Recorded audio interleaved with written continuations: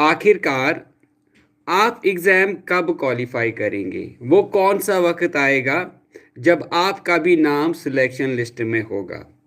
क्या वजह है कि बच्चे जो हैं वो फॉर्म तो भरते हैं लेकिन एक एग्ज़ाम को क्वालिफाई नहीं कर पाते?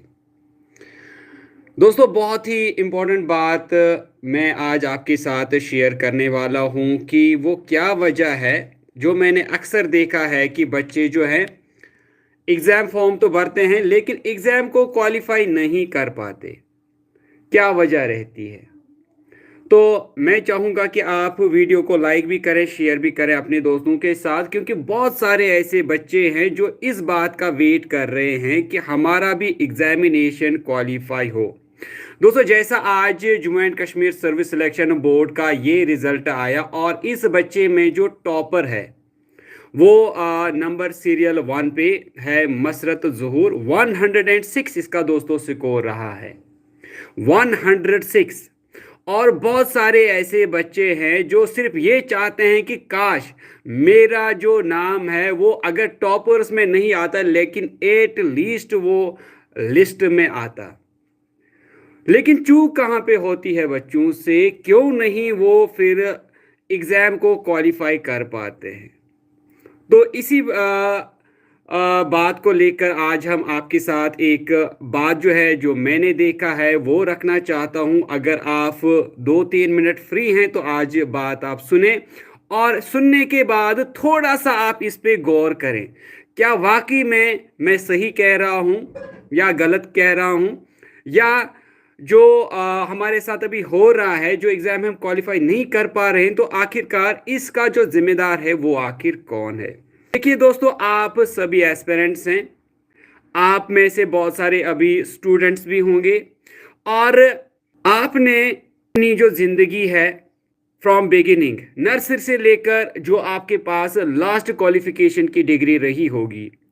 एग्जाम्पल के तौर पे मैं लेता हूं, अगर आप ग्रेजुएट ही हैं तो कम से कम आपने अपनी ज़िंदगी के 15 से 18 साल या 20 साल आपने पढ़ाई के ऊपर लगाए हैं। अच्छे से सुनिएगा, बात को समझने की कोशिश करें।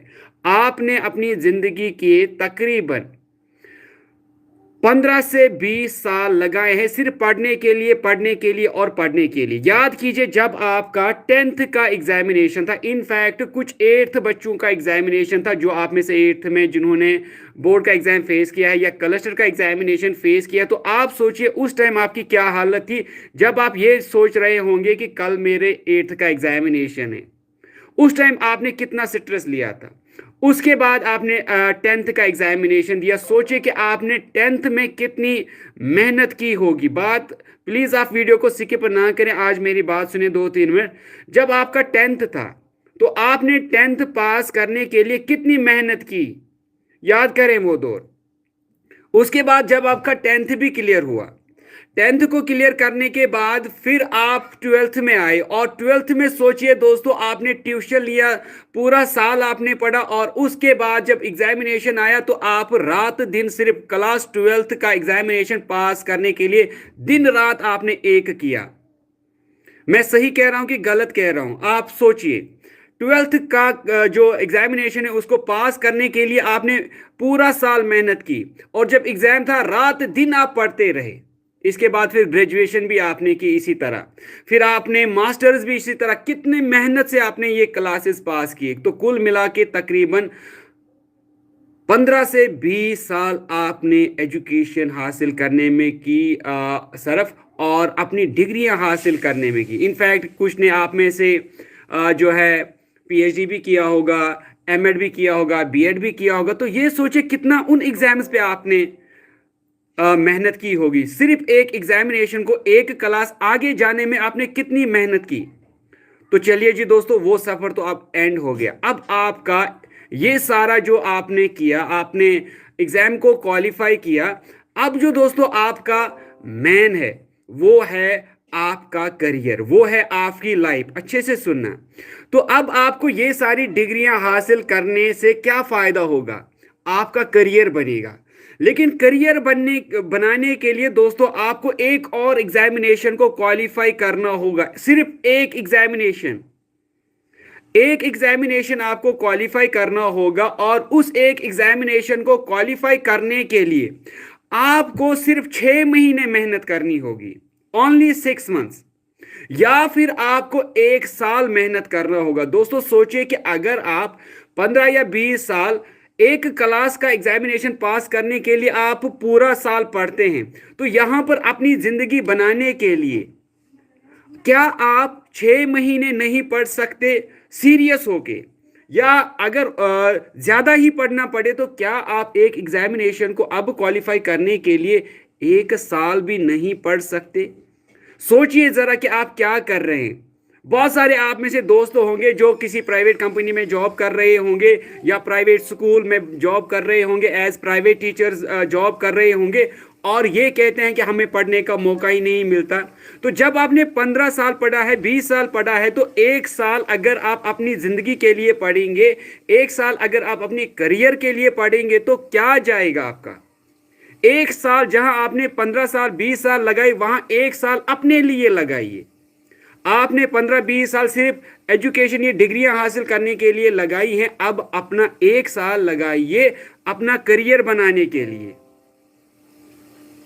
सोचिए आप, मैंने 10th पास करने के लिए कितनी मेहनत की, सोचिए आप मैंने 12th पास करने के लिए कितनी मेहनत लगाई, सोचिए आप मैंने ग्रेजुएशन में कितनी मेहनत की, मैंने मास्टर्स जो है कंप्लीट करने के लिए कितनी मेहनत की, पीएचडी में मैंने कितनी मेहनत की। क्या अब आप अपनी जिंदगी को बनाने के लिए और एक 6 महीना या साल मेहनत नहीं कर सकते? सोचिए इस बात को। अगर आप कहीं प्राइवेट टीचर हैं, कहीं कुछ हजार पे आप नौकरियां कर रहे हैं, तो छोड़ दीजिए वो नौकरियां, अपने करियर पे ध्यान दीजिए। 1 साल पढ़िए, 6 महीना पढ़िए। इन 6 महीनों से आपको डिग्री हासिल नहीं होगी, लेकिन आपको अपना करियर, आपको सक्सेस मिलेगी, आपकी लाइफ बन जाएगी। तो ये जो आप देख रहे हैं, ये जो हमारे आज के टॉपर रहे हैं आज के एग्जामिनेशन में, मसरत ज़हूर इनका नाम है, 106 पॉइंट्स आए हैं। वहीं पर अगर हम लास्ट स्कोर देखेंगे तो कुछ बच्चे ऐसे हैं जिनका नेगेटिव में आया, -7 यहां पर नेगेटिव हुआ है।